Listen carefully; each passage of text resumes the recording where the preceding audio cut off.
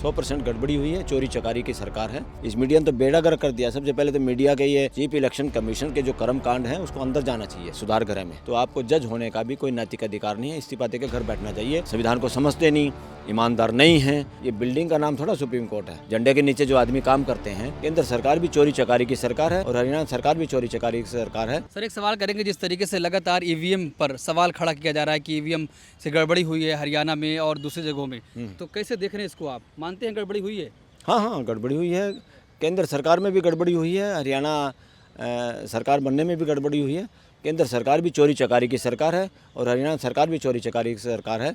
दूध का दूध पानी का पानी होता है और इस पर जुडिशियल स्क्रूटनी हो, न्यायिक पूरी जांच सही हो ईमानदारी से, तो दोनों सरकारें बर्खास्त होनी चाहिए थी अभी तक देश के अंदर, ताकि फ्यूचर में इस देश में कोई हिम्मत ही ना कर पाए कि इलेक्शन में गड़बड़ की जा सकती है। तो सुप्रीम कोर्ट फिर हिम्मत क्यों नहीं कर पा रहा है? अब क्या बताएं, लोग कमज़ोर हों तो सुप्रीम कोर्ट की बिल्डिंग क्या करेगी? ये बिल्डिंग का नाम थोड़ा सुप्रीम कोर्ट है। ये तो बिल्डिंग दिखाई देती है, इस पर झंडा लहराया जाता है और झंडा क्या करेगा अकेला? झंडे के नीचे जो आदमी काम करते हैं, संविधान के शपथ लेके जो लोग काम करते हैं, वो अगर उसकी पैरवी ना करे, उसकी सुरक्षा नहीं करे, उसके अंदर लिखी हुई बातों के साथ ना खड़े हों, तो क्या करें? यही तो ट्रेजेडी है। इसी को कहते हैं ट्रेजेडी ऑफ सिस्टम का मजाक। और उसमें लोग जिम्मेवार हैं। जिम्मेवार कौन लोग हैं?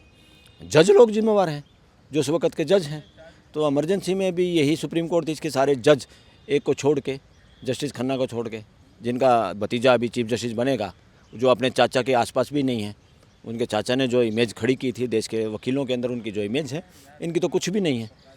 तो इसलिए सुप्रीम कोर्ट कुछ नहीं करती। सुप्रीम कोर्ट में बैठे हुए लोग, अगर बैठे हुए लोग बेकार हैं, संविधान को समझते नहीं, ईमानदार नहीं हैं। ईमानदारी का क्या मतलब है? आप पैसे ना लो, वही ईमानदारी नहीं है। ईमानदारी का मतलब है जो आपकी ड्यूटी है वो ईमानदारी से बिना भय के आप अगर नहीं कर पाते, तो आपको जज होने का भी कोई नैतिक अधिकार नहीं है, इस्तीफा देकर घर बैठना चाहिए।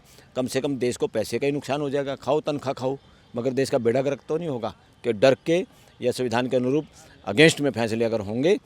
75-80 साल वो थोड़े नहीं होते सुप्रीम कोर्ट के लिए। इतनी वास्ट पावर हमारी सुप्रीम कोर्ट के पास न्याय करने के लिए। आर्टिकल 142, जिसमें कितनी बार यहाँ पर आए हैं, इतने बड़े बड़े घपले देश में हुए, इतनी बड़ी बड़ी बदमाशियाँ हो रही हैं, तो एक बार भी किसी सीएम और पीएम को यहाँ बुलाने की हिम्मत नहीं हुई इनकी सुप्रीम कोर्ट के जजों की। बुलाने चाहिए। अगर बुला लें तो सबको अकल आ जाए कि हम राजा नहीं हैं और फिर संभल के बोलें सब। इस तरह की जो बकवास आजकल कुछ भी कर रहे हैं, कभी कोई सीएम कभी कोई सीएम, ये सीएम वीएम कौन नहीं करते, ये अपनी गद्दियाँ बचाने के लिए या ऊपर से किसी की और के कहने पे ये करते हैं। इनके पीछे जो हैं, आज के दिन में जो पीछे जो हैं, पीछे इनमें इनके पार्टियों के नेता होते हैं। यहाँ आज के लोग को कैसे बयान देते हैं? बीजेपी में कोई डेमोक्रेसी नहीं है, नाम की बड़ी पार्टी है। कोई भी नेता अपनी मर्ज़ी से बयान ही नहीं दे सकता। सबको लिखित बयान आ जाते हैं, वही ट्विटर कर देते हैं, वही बोल देते हैं। सब कुछ ऊपर से होता है, वहीं से लिखा जाता है, वहीं से डायरेक्शन आती है। मुख्य चुनाव आयुक्त कह रहे हैं कि हरियाणा ने दिखा दिया कि कहीं ईवीएम पे गड़बड़ी नहीं हुई थी, सबको मुंहतोड़ जवाब मिला है। वो पॉलिटिकल बयान दे रहा है। ईमानदार सरकार होती रही, कोर्टों में दम होता, वो अब तक अंदर होता। ऐसा चीफ इलेक्शन कमिश्नर अंदर होता, वो उसको पता चल जाता ये नौकरी मिलती कैसे है और इस नौकरी के ड्यूटी ना करने से अंदर कैसे जाता आदमी। बड़ी बात बोल रहे हैं आप। हाँ, मैं सही बात बोल रहा हूँ। ये बड़ी बात क्या है? ये तो सिंपल बात है, देश का हर नागरिक बोल रहा है।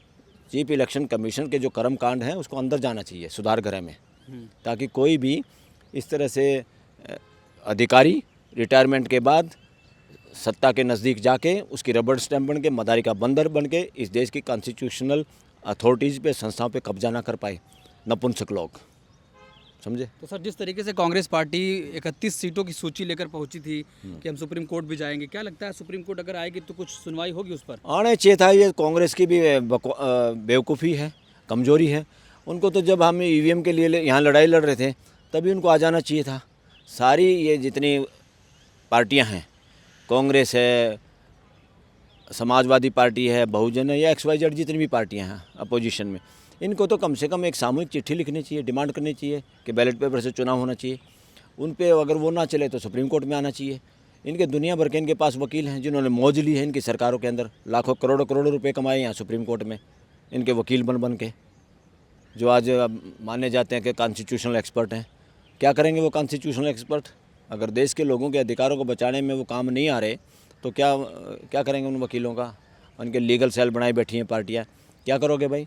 सारी तभी काम करोगे जब इनकी सरकार आ जाएगी और तुम्हें यहाँ पैनल पे नाम हो जाएगा और पैसे कमाओगे। इसी की इंतज़ार में बैठे हैं बेडियों की तरह से। काम करना चाहिए इनको। लेकिन मुख्य चुनाव आयुक्त ने सारी जिम्मेदारी मीडिया पर फोड़ दी कि मीडिया 8 बजे से ही नतीजे दिखाने शुरू कर दिया था। हम तो 8:30 बजे अपडेट कर रहे थे।